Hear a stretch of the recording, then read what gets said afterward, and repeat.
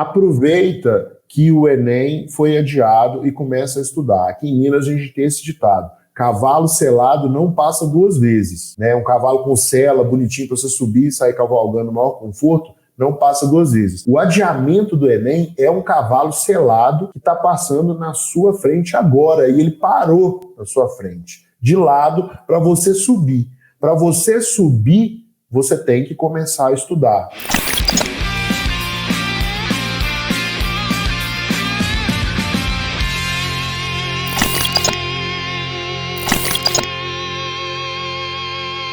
Olá, sejam muito bem-vindos ao podcast Segredos da Aprovação.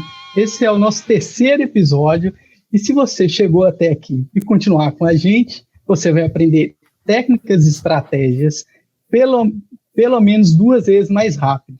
Como assim? Sabe aquilo que você levava uma semana para aprender? Você vai levar cerca de um dia. E aquilo que você levava um dia, você vai levar poucas horas. Dessa forma, você vai conquistar a sua aprovação em tempo recorde. O meu nome é Bruno Lopes. Eu sou Bruno Werneck. E hoje o tema é sobre o Enem foi adiado, e agora? E agora? Esse tema é um pouco polêmico, né? Ele é feito para ser polêmico, né? Ele é um pouco polêmico, porque antes, né, primeiro começou um movimento nas redes sociais de pessoas promovendo o adiamento do Enem, né? Eu não vou entrar no mérito aqui se deveria adiar, se não deveria adiar, né? A gente está fazendo uma pesquisa com os nossos alunos para entender o que eles estão pensando disso, tá? Uma notícia que vale a pena a gente dar agora e que eu estou dando em primeira mão, ninguém na empresa sabe, estou avisando agora, assim, para os nossos alunos, podem ficar tranquilos, independente da data que foi o Enem, aqueles alunos do plano integral vão ter o acesso até o Enem, né? Ou seja, quem estava com acesso programado até dezembro, se o Enem passar de dezembro, vai ter o acesso prorrogado até janeiro, não vai ter custo nenhum, tá? É um esforço que a gente está fazendo para ajudar os alunos nesse momento. Mas o fato é assim, que teve muita gente que entrou nessa onda, né? Querendo ou não, é um assunto que gera muito clique, gera muita audiência. Então o pessoal surfou nessa onda. E agora o Enem foi finalmente adiado, né? Não sei se isso é bom, se é ruim, não quero entrar no mérito disso agora. Daqui a pouco a gente pode até discutir isso. Mas o fato é que o Enem foi adiado, o governo vai adiar ele em 30 ou 60 dias. Ou seja, ele vai espirrar para dezembro, com certeza, e muito provavelmente vai espirrar para janeiro, né? Porque os indícios que a gente tem aí é que as escolas dificilmente vão voltar a funcionar nos próximos meses, né? O governador de Minas, aqui que é o nosso estado, deu uma notícia na principal rádio de notícias aqui de Belo Horizonte falando que preparem-se para shows, eventos esportivos, convenções e escolas voltarem a funcionar só em 2021. Então a gente está com esse planejamento aí. Tudo mudou, né? Não existe mais aquilo que você planejou no final do ano passado, viajar para Disney, fazer a prova em novembro. Bruno, eu quero aproveitar sobre esse tema, porque, como você mesmo disse, muita gente pressionou para essa mudança, para a data do Enem. Os alunos vão votar, né, para decidir se vai ser em 30 ou 60 dias. Como que você avalia esse adiamento do Enem? Da forma mais sincera. Entendi. Essa é a hora da polêmica, né, pelo visto. Então, o negócio é o seguinte. Na época que eu estava na faculdade, essa história é interessante. Na época que eu estava na faculdade, no ITA, eu fiz o primeiro e o segundo ano, né? A gente adiou uma prova uma vez. Por quê? Porque tinha uma galera na turma que não ia estar bem na prova, né? E então eles pediram para a gente adiar. Né? Então a gente organizou, conversou com um professor lá, falou: professor, tem como só adiar a prova? pode adiar por uma semana e tal. Lá no ITA era tranquilo, porque a gente morava lá, então dava para fazer prova até sábado ou domingo, era tranquilo. Foi a primeira experiência que eu tive com adiamento de prova. Quando eu entrei no profissional, era muito difícil o curso que eu fazia, né, engenharia eletrônica, muito difícil. Então a gente passou por essa experiência de adiar a prova algumas vezes. E basicamente havia 3 grupos. Tinha um grupo que estava muito ferrado, né? Um grupo que estava muito ferrado e que, se a prova não fosse adiada, ia se dar mal, porque não sabia nada da matéria. Tinha um grupo que estava muito bem, que era uma galera que estudava todos os dias, né? O professor dava aula, ele já fazia as atividades no mesmo dia para fixar o conteúdo. E essa galera estava tranquila para a prova. Não, por mim, vamos fazer e tal. E tinha uma galera que estava ali no meio, que se adiasse, ia ser bom, porque ia ganhar um tempo a mais para estudar, ia ter um tempo de lazer. Se não adiasse, estava tudo certo, eles iam estudar o suficiente para tirar uma boa nota na prova. Mas esse contexto que eu descrevi de dentro da faculdade é um contexto de exame, que é para avaliar um determinado nível de conhecimento, né, para determinar o conhecimento que as pessoas têm sobre a matéria, né? Se todo mundo aprendeu a matéria muito bem, que o professor ensinou, e aprendeu mesmo no nível mais elevado, o professor não tem problema se todo mundo tira 10 na prova. É um exame, né? Mas o Enem é diferente. Apesar do Enem ter começado como um exame para avaliar o conhecimento dos alunos em relação ao conteúdo do ensino médio, era um exame nacional do ensino médio, para avaliar as competências, né, desenvolvidas pelos alunos até o término do ensino médio, da rede pública. Então não tinha problema ser uma prova que todo mundo acertava tudo, né? É uma prova de competências, muito mais do que de conteúdo, né? Por ser uma prova de competências, é uma prova que privilegia aquelas pessoas mais inteligentes, que têm mais conhecimento, são mais articuladas com o conteúdo. Só que no meio do processo, o Enem deixou de ser um exame e ele virou um concurso. Como assim, Bruno, um concurso? Ele passou a ter como objetivo selecionar um grupo de estudantes pequeno dentro de um grupo muito grande. Porque o número de vagas no ensino superior público brasileiro é muito menor do que o número de pessoas que querem entrar no ensino superior público. Então o Enem passou a selecionar os melhores, ao invés de só medir conhecimento. Melhores em termos acadêmicos, né, ali do Enem. Essa mudança foi crucial para a sociedade. Foi muito bom, porque democratizou o acesso à prova que dá a prova de entrada na universidade, né? Você pode fazer a mesma prova em qualquer lugar que você tiver e ter ter a opção de escolher entre várias universidades, dependendo da sua nota. Antigamente não, antigamente você tinha que sair pingando de cidade em cidade fazendo vários vestibulares. Então, assim, esse adiamento ele tem que ser analisado na ótica de concurso. Ele não pode ser analisado na ótica de prova de escola, prova de faculdade. E quando você analisa o Enem do ponto de vista de concurso, ele, apesar de ser uma prova que todo mundo pode fazer, ele não é uma prova que no sentido assim, que dá oportunidade para todo mundo, né? Porque é um concurso, ele vai selecionar uma galera. E ele não vai deixar de perder essa característica de selecionar os melhores só porque ele vai ser adiado. Então a discussão tem que ser feita em cima desse contexto, né? O Enem vai ser adiado. Se ele fosse na data marcada, ele já selecionaria alguns. Já é uma seleção ali de elite. Seleciona uma elite que vai bem no Enem. Agora, o que acontece quando o tempo passa? Por causa do adiamento. Por causa do adiamento, aqueles alunos que estavam estudando muito e estavam num ritmo bom para tirar uma nota boa no Enem, eles vão poder se dar ao luxo de folgar um pouquinho e continuar estudando em alto nível até o dia da prova do Enem. Então, assim, aquela galera que estava bem preparada no caminho de tirar uma nota boa no Enem, vai tirar uma nota ainda melhor. Né? Vai tirar uma nota ainda melhor. Né? E eu, assim, para os nossos alunos aqui no quadro, eu posso dizer que é muito bom o Enem ser adiado, porque eles vão ter acesso à plataforma até o dia do Enem. Eles já estão habituados a estudar de casa. Eles já estão habituados a seguir uma rotina de estudo online. E existe uma regra na natureza que é muito clara. Num contexto de mudança, o mais adaptado não é o mais adaptável, o mais adaptado se sobressai. Então, aqueles alunos que estão estudando em alto nível, à distância, vão levar vantagem.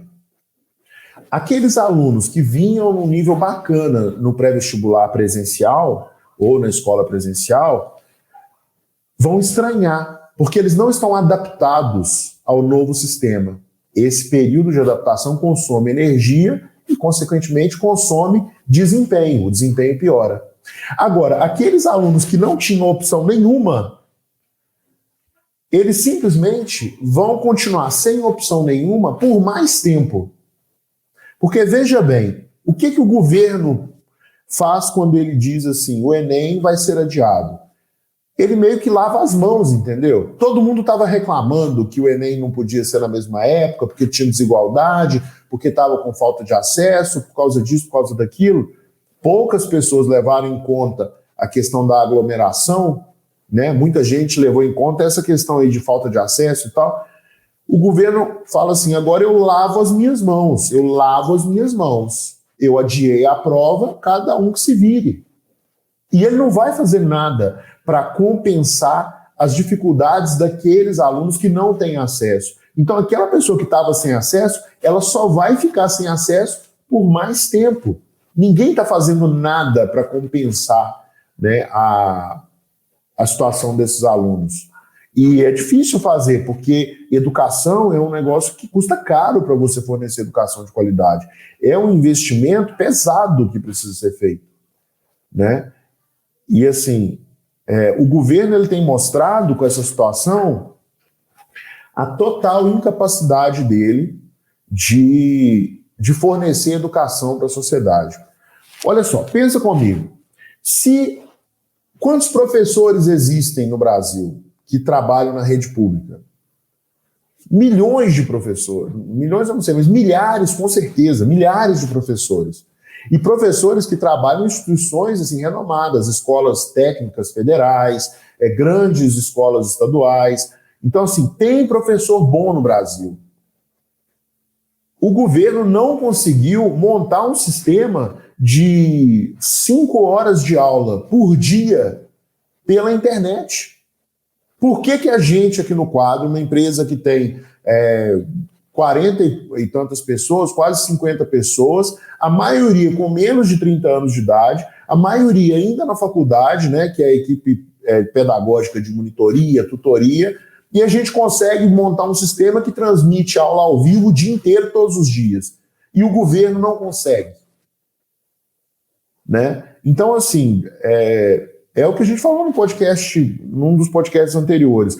Essa paralisação, esse confinamento, né, que o Covid trouxe, essa situação que o Covid trouxe foi para mostrar mesmo que a nossa educação, a educação fornecida no nosso país, ela é vergonhosa, ela é péssima. E ela em nenhum momento se preocupa com o aluno, porque se o governo tivesse preocupado, se houvesse uma preocupação legítima com os alunos, o governo não teria adiado o Enem com a desculpa de que algumas pessoas vão ficar sem acesso, outras não vão se preparar. O governo teria se posicionado e se esforçado para oferecer condições das pessoas continuarem estudando, porque o governo tem diversas redes de televisão abertas, né, à disposição dele. Ele poderia fazer alguma coisa nesse sentido, ele poderia organizar que esses conteúdos fossem entregues para os alunos que estão mais afastados, né? Poderia providenciar tablet para esse pessoal. Enfim, algumas pessoas ainda ficariam sem acesso, mas não mais pessoas do que já estão sem acesso mesmo. Mas não, ele preferiu sentar nessa desculpa de que o acesso, e lavou as mãos dele, passou para frente, o problema não é meu mais. Vocês queriam mais tempo? Toma aí o tempo, agora se vira.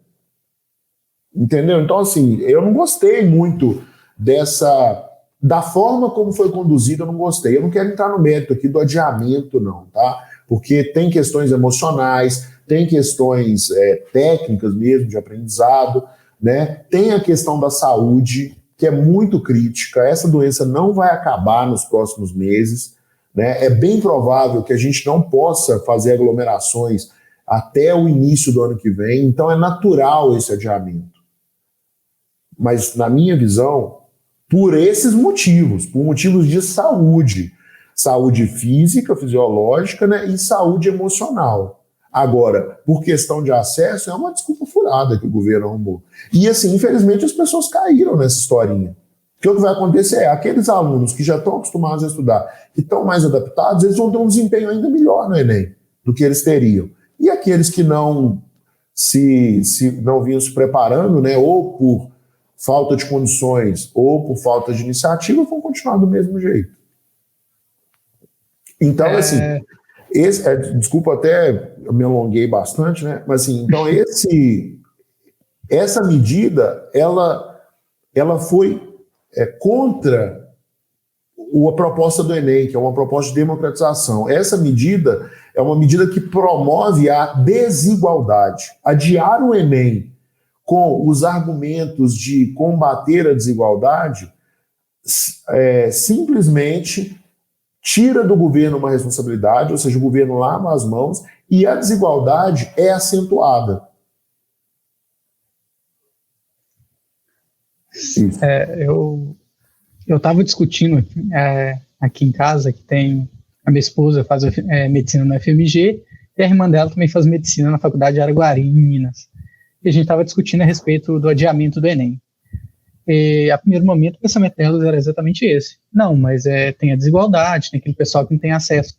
Aí eu expliquei para ela, gente, quem vai sofrer muito, principalmente, são aquelas pessoas em que elas já têm uma certa... alguns certos benefícios, como aquele aluno que está estudando numa escola particular, de qualidade, no cursinho de qualidade, ele não vai estar nesse cursinho mais presencial. E ele nunca estudou online. Quem vai ter uma oportunidade de conseguir tirar uma nota melhor é aquele aluno que começou com o dinheirinho do pai e da mãe, é a primeira vez que está fazendo um cursinho, e faz o cursinho online. Por quê? Porque é barato. Então, pouca gente tem essa visão. E tem um antropólogo brasileiro muito conhecido, que chama Darcy Ribeiro. Ele tem uma frase que é sensacional. Ele fala que a crise da educação no Brasil não é uma crise, é um projeto. Não é, quer dizer, o plano do governo é sempre estar dessa forma.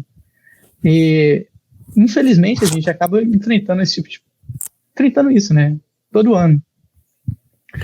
Todo ano, né? Assim, a gente vem de um histórico, e esse histórico ele independe da equipe que está no poder, né? Independe do partido. Sempre teve problema com gráfica, teve problema com vazamento de prova.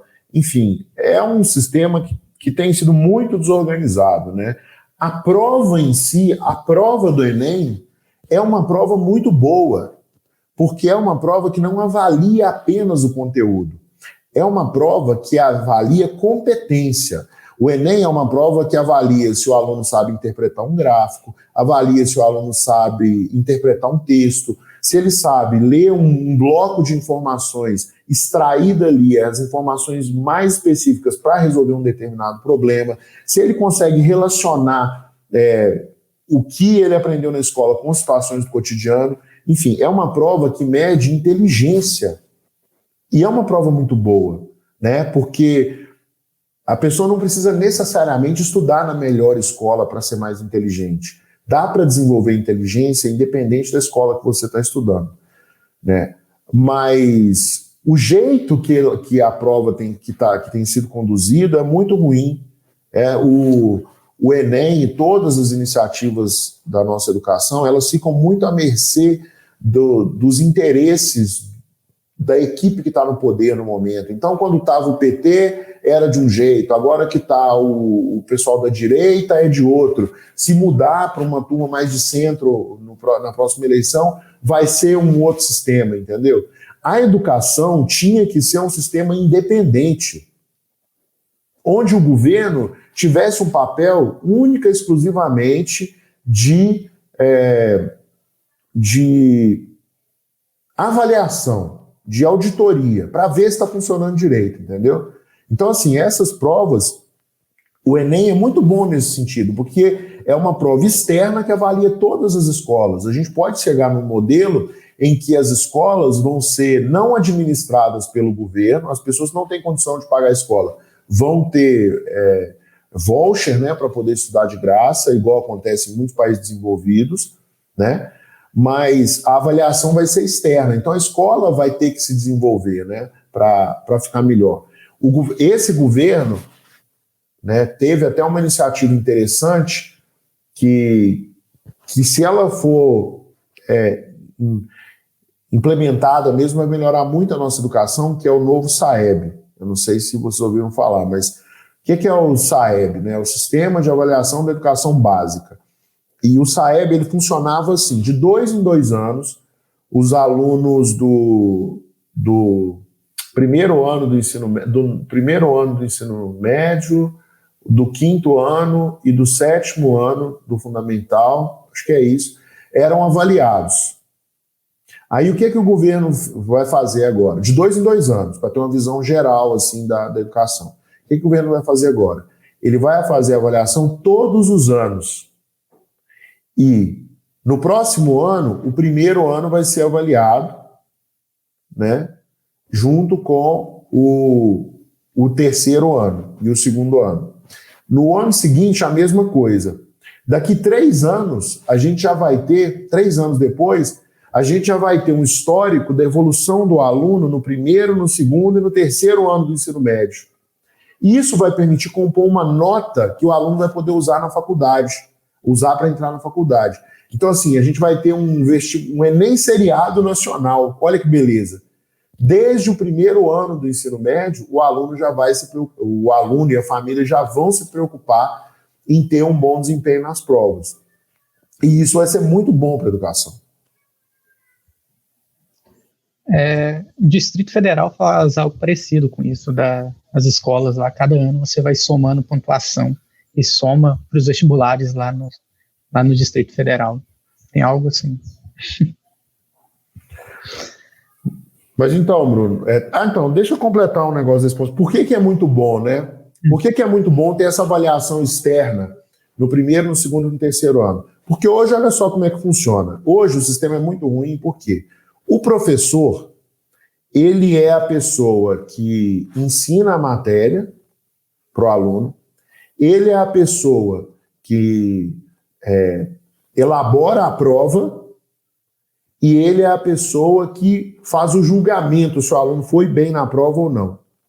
Então, como se fosse num julgamento, né? O professor é o advogado de defesa do aluno quando o professor está ensinando a matéria, o professor é o legislador quando ele monta a prova e o professor é o juiz quando ele corrige a prova. Esse sistema está fadado ao fracasso. Por quê? Porque o aluno ele não vê no professor um parceiro, ele vê no professor um adversário. No cursinho é diferente. No cursinho você tem o governo, né, monta a prova. Então, ou a universidade, enfim, monta uma prova. Então tem um agente que é o cara que criou a regra, que vai ser a prova. Aí a universidade ou o governo, né, a própria prova, na verdade, fazem um julgamento se a pessoa passou na prova ou não, para entrar na universidade. O professor, ele é único e exclusivamente o advogado de defesa, a pessoa que ajuda o aluno a estudar. Por isso que o professor do cursinho é adorado pelos alunos.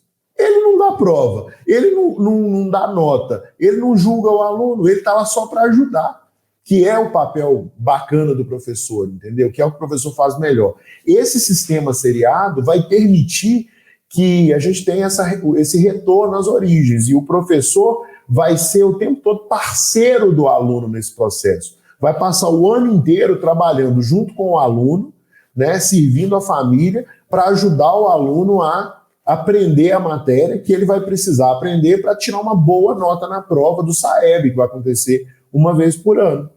Aí vai ficar legal, entendeu? O pessoal vai gostar mais do professor. Porque o professor é um parceiro. Hoje a gente está num sistema que o professor não é esse parceiro. Mas é a culpa do sistema, não é culpa do professor. Isso é importante ficar bem claro. E enquanto o sistema for assim, a nossa educação vai ser ruim. Porque o professor nunca vai receber a devida valorização. Infelizmente, a corda sempre acaba soltando, né? Rasgando na mão do professor, né? Infelizmente, é sempre na mão do mais fraco, né? Tem algumas perguntas aqui, Bruno. O André Leone, ele fez uma pergunta que eu acho que é interessante. Ele comentou: por que não estudamos apenas os conteúdos que vão cair no Enem no ensino médio? Ah, tá. Só um ponto assim, que é importante, é que nesse discurso todo, o professor foi colocado na situação de que ele tem menos controle, né? Então, acho que quando a gente fala arrebenta para o lado mais fraco é nesse sentido, mas em um momento a gente quer diminuir a posição do professor, né? Muito pelo contrário. A pergunta do André, coloca de novo, por favor. Por que nós não estudamos apenas os conteúdos que vão cair no Enem no ensino médio? Então, essa pergunta é interessante, assim, né? É uma pergunta boa, mas infelizmente é uma pergunta que é reflexo do nosso sistema educacional. A gente não estuda, não é para fazer a prova do Enem. Né? A gente estuda para ficar mais inteligente, para aprender. Então, assim, por que a gente aprende regra de 3? Por que a gente aprende porcentagem? Por que a gente aprende juros? Por que a gente aprende função? Para não ser enganado na rua, para saber estruturar ideias, para saber estruturar projetos, para aprender a resolver problemas e, principalmente, para ter ferramentas para aprender outras coisas. Né? Não tem como você aprender soma de frações se você não sabe somar os números. Não tem como você saber somar os números se você não sabe o que cada número significa, se você não sabe ler e escrever. Então você vai construindo um conhecimento e aquele conhecimento ele é construído para você ser cada vez mais capacitado. Né? Por isso que a gente vai na escola. Esse negócio de Enem e tal veio depois. A escola inicialmente, do modelo que a gente tem hoje, foi ali na época das revoluções industriais, né? Aí o Bruno, que é especialista, pode me corrigir se eu estiver falando besteira. Fica à vontade, tá, Bruno? Se eu falar besteira, você me corrige. Porque você é especialista nisso. Mas assim, na época das revoluções industriais, para otimizar a produção, para deixar a sociedade mais produtiva, eles criaram as escolas para formar as pessoas, para dar para as pessoas competência mínima para entrar no mercado de trabalho. Né? Qualquer pessoa que vai trabalhar precisa saber fazer uma regra de 3, precisa saber fazer uma conta de juros e porcentagem, enfim, precisa aprender essas coisas. Aí depois foi aumentando muito o volume de conteúdo, né? E eu não vejo problema também, não. Acho que tudo que a gente aprende no ensino médio é importante e eu acho que a gente deveria aprender até um pouco mais. A gente tem capacidade para isso. Né? A gente aprende e a gente vai na escola para ser mais capacitado. Né? Então, assim, por que eu vou ter aula de biologia? Eu vou ter que estudar vírus, eu vou ter que estudar bactéria, eu vou ter que estudar protozoários, eu vou ter que estudar essas coisas. Para eu não ficar doente. Se a gente tivesse uma população minimamente educada, do ponto de vista técnico, né, de conhecimento, a dengue não seria o que é no Brasil hoje. O coronavírus não teria espalhado como espalhou no Brasil. As pessoas saberiam se defender, porque elas teriam aprendido na escola. Né? Mas aí, vai lá na escola, estuda de um jeito que não vai aprender mesmo, né? Que é estudar só para a prova, estudar na véspera da prova. A pessoa até tira uma nota boa na prova, porque a informação está fresquinha na cabeça, mas é só dormir que ela esquece tudo e pronto. Se fizer a mesma prova de novo, toma bomba. Né? Então, assim, eu acho que até desvirtuei um pouco da pergunta, né? Mas eu acredito que faz razoavelmente sentido, né? Porque o Enem acaba tendo uma responsabilidade maior do que ele tinha antes, muito maior do que ele tinha antes, né? Muito maior. Acaba sendo a porta de entrada para o vestibular, a visão dele mudou completamente. Mudou. E aí tem uma pergunta aí do Elson Moreno, em relação a um tema que eu falei um pouquinho mais cedo, que é o seguinte: depois que a gente tiver, ele pergunta como que vai ser o ingresso na universidade para quem já completou o ensino médio nesse novo sistema que você citou. Então, aí nesse caso, o aluno também vai poder fazer o Enem, né? Inclusive o presidente lá do INEP, se não me engano, ele falou assim, ó, vão ter duas provas, vai ter o Enem, do jeito que é hoje, e vai ter ele colocou entre aspas, o Enem seriado, né? E o número de vagas vai ser dividido. Metade das vagas, por exemplo, vão para o Enem que a gente tem, e metade das vagas vão para o pessoal do Enem seriado. Ou seja, vai ser ainda mais difícil passar na universidade pública depois de concluir o ensino médio. Então o pessoal tem que já ficar de olho nisso para passar no terceiro ano do ensino médio. A gente está recebendo muitas perguntas aqui que são boas. O Rodrigo F. da Rosa, ele comentou: por que o sistema educacional deixa de lado as competências em detrimento de um conteúdo que muitas vezes precisa delas para sabermos como utilizar? Deixa eu ver a pergunta. Por que o sistema educacional deixa de lado as competências em detrimento de um conteúdo que muitas vezes precisa delas para saber utilizar? Então, na verdade, assim, não é assim, a proposta do governo do MEC, né, em relação ao que a gente tem que entender, tem que estudar, ela é ok, entendeu? Ela não é ruim, não, é uma proposta até boa, assim. Só que o jeito que as coisas são conduzidas impede a pessoa de desenvolver a competência, né? O que é a competência? É você saber aplicar um determinado conhecimento. É isso que é a competência. Então, assim, do jeito que o sistema foi, do jeito que as pessoas estudam, que é só estudar para a véspera da prova, a pessoa não aprende. Então, não tem como ela aplicar algo se ela não aprendeu, né? Então, assim, tem que ter uma mudança, mas é uma mudança cultural. Uma mudança cultural, né, que envolve família, que envolve estudantes, que envolve professores, principalmente, que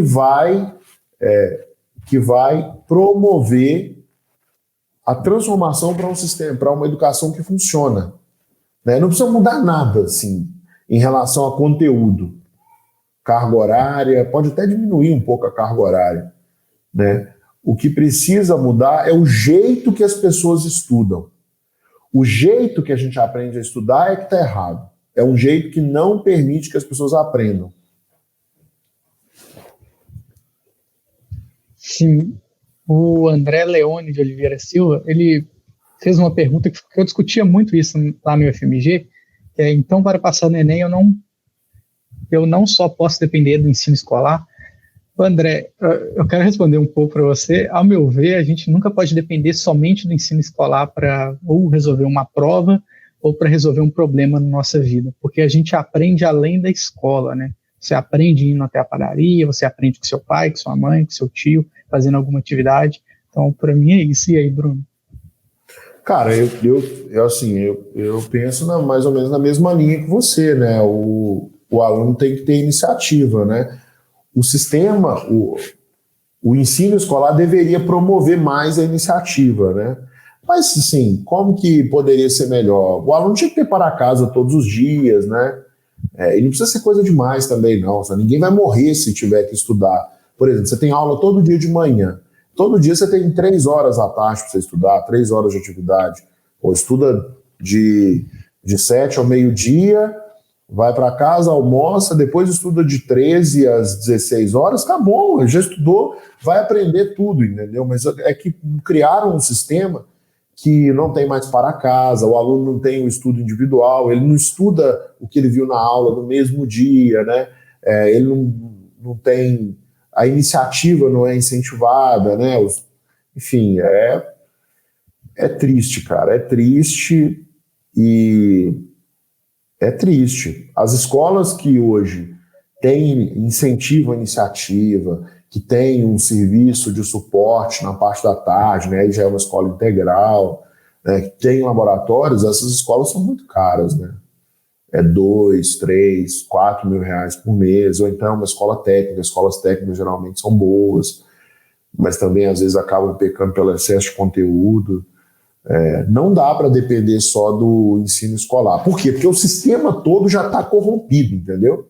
Você vai ter alguns professores que realmente entendem de pedagogia, entendem como as pessoas aprendem, né? Mas muitos professores não estão preocupados com isso, né? Eles acham que tudo tem que ficar solto, que é o construtivismo, que é vamos abraçar a árvore. Aí não aprende mesmo, não. E depois a pessoa passa vergonha na vida, porque ela não sabe fazer uma conta, ela não sabe analisar um contrato de aluguel, ela não sabe fazer uma prova básica para passar num concurso, ela não consegue fazer uma planilha no trabalho dela, ela não aprende nada, ela passou a escola inteira abraçando a árvore lá no construtivismo e não aprendeu nada. Assim, eu sou bem contra esse negócio de construtivismo, bem contra mesmo. Então, provavelmente nós vamos levar umas pedradas aí. Olha, eu fui formado em geografia e eu não abracei árvore, mas a gente abraçava. Então, vai ter a escolha do aluno aí mesmo. Você vai querer abraçar ou não. Bruno, eu quero ir para uma pergunta aqui, porque a gente já está chegando no final, né? Falta 10 para as 4 aqui. Focando nessa questão aí do adiamento do Enem, né?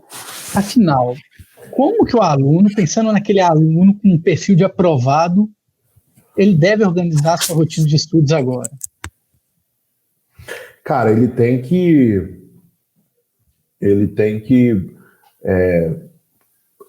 fazer a mesma coisa que ele fazia antes, né? Ele tem que ter um horário para estudar, onde ele vai separar o que ele vai estudar em cada horário, né? Ele tem que ter tarefas associadas ao assunto que ele vai estudar naquele horário. Então, assim, eu vou estudar matemática, eu tenho que ler a teoria ou assistir aula e fazer exercícios. Quando eu estiver assistindo aula ou lendo a teoria, eu tenho que fazer as anotações. Por quê? Porque o simples ato de anotar já reforça para o meu sistema límbico que aquele assunto que eu estou estudando deve ser salvo na minha memória de longo prazo quando eu estiver dormindo. Então, se o aluno quiser aprender mesmo, ele tem que seguir o lema de aula dada, aula estudada no mesmo dia. Né? Lembrar que na aula ele vai para entender a matéria, ele vai aprender mesmo quando ele estiver praticando, fazendo os exercícios. Né? A primeira coisa que o aluno precisa saber é disso. E aí, tudo vai girar em torno disso, entendeu? Ele vai organizar os estudos dele num horário de estudos, né? Onde ele estuda, vamos supor, ele acorda às 8, estuda 2 horas de matemática, depois 2 horas de biologia, tem um intervalo do almoço, depois 2 horas de geografia e 2 horas de química. Dentro dessas 2 horas estudando uma matéria, ele vai fazendo aquele estudo intervalado, né, de 25 minutos de estudo, 5 minutos de intervalo, ou 30 minutos de estudo, 10 minutos de intervalo, né? A gente recomenda muito aqui a técnica Pomodoro, que é 25/5. Sempre é importante, entre 2 blocos de 2 horas, fazer um intervalo de uma meia hora para ir no banheiro, tomar uma água, né? Nos intervalos de estudo, o aluno tem que desfocar. Então ele não pode ir para o celular, essas coisas, ficar mexendo no celular, ler outra matéria, né? Tem que largar a tela e tem que entrar para o MST. O aluno que quer passar no vestibular tem que entrar para o MST, que é o movimento do sem tela. Né? Então nada de tela de celular, nada de tela de computador, só quando estiver estudando mesmo. Joguinho, é bom não mexer com joguinho que consome muito tempo. Mas assim, entra no MST. Podia até pôr a chamada desse vídeo, né? O segredo para passar no vestibular é entrar para o MST. Aí explica que é o movimento. MST é movimento do sem tela, viu, gente?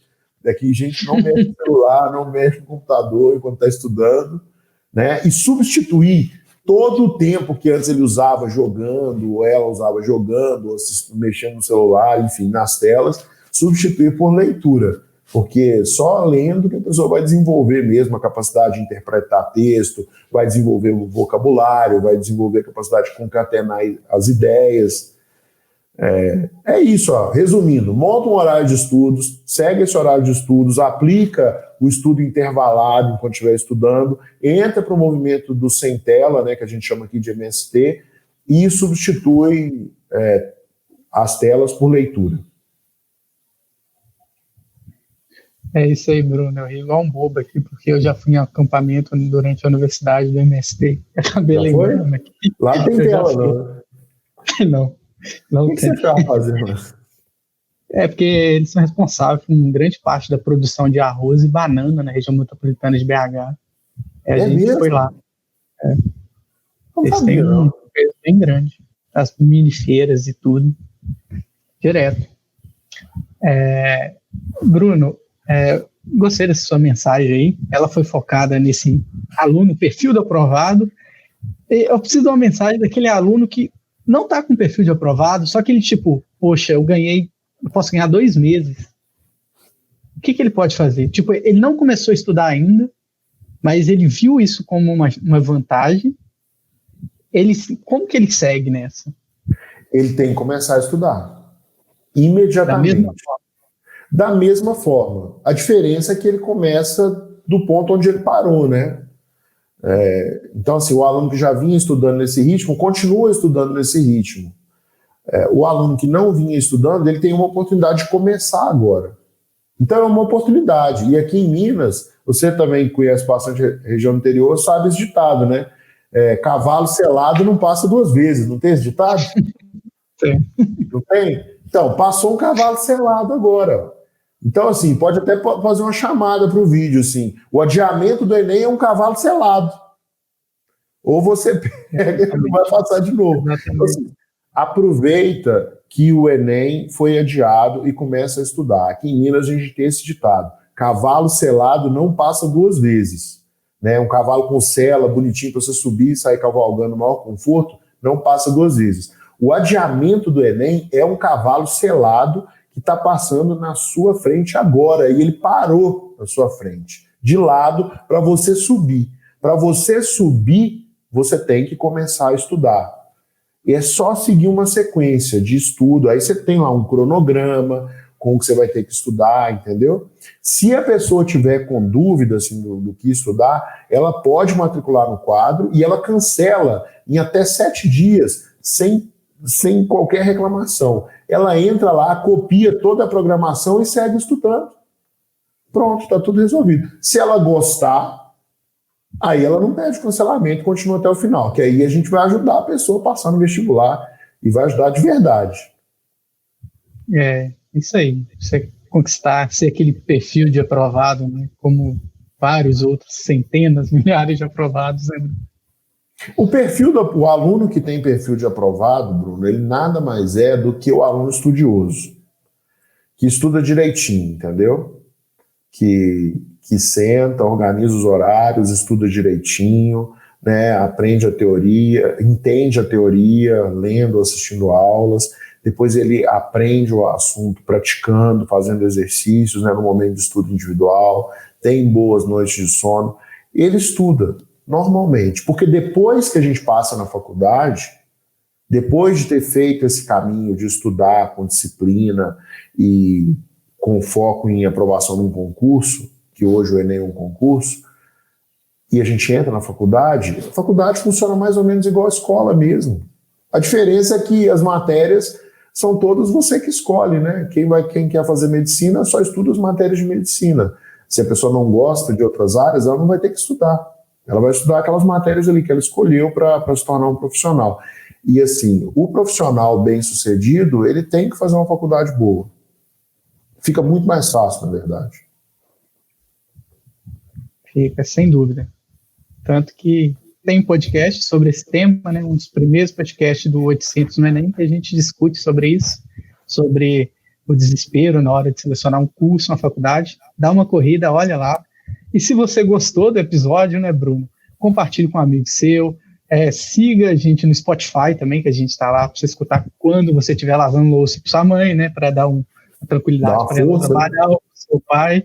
Então, antes de me despedir, eu queria pedir o Maicon para colocar aí os endereços do nosso Instagram, né, e do nosso YouTube, para o pessoal poder... tá passando aqui embaixo já, ó. @quadread é o nosso Instagram, e aí todo mundo vai ser avisado por lá, sempre que a gente tiver live e tal. Essa live está acontecendo no Instagram, inclusive, né, o pessoal está vendo aí, daqui a pouco eu encerro. Na verdade, eu acho que eu vou ficar um pouquinho mais aqui com o pessoal do Instagram, para ver se alguém tem alguma pergunta que eu não consegui responder. Mas um grande abraço para todo mundo, obrigado pela participação. E é isso aí, a gente está aqui para ajudar vocês. Semana que vem nós estamos aqui de novo, nesse mesmo horário. É isso aí, gente. Um abraço. Semana que vem, 3 horas, tá bom? Espero todos vocês e mais seus colegas. Um abraço. Um abraço.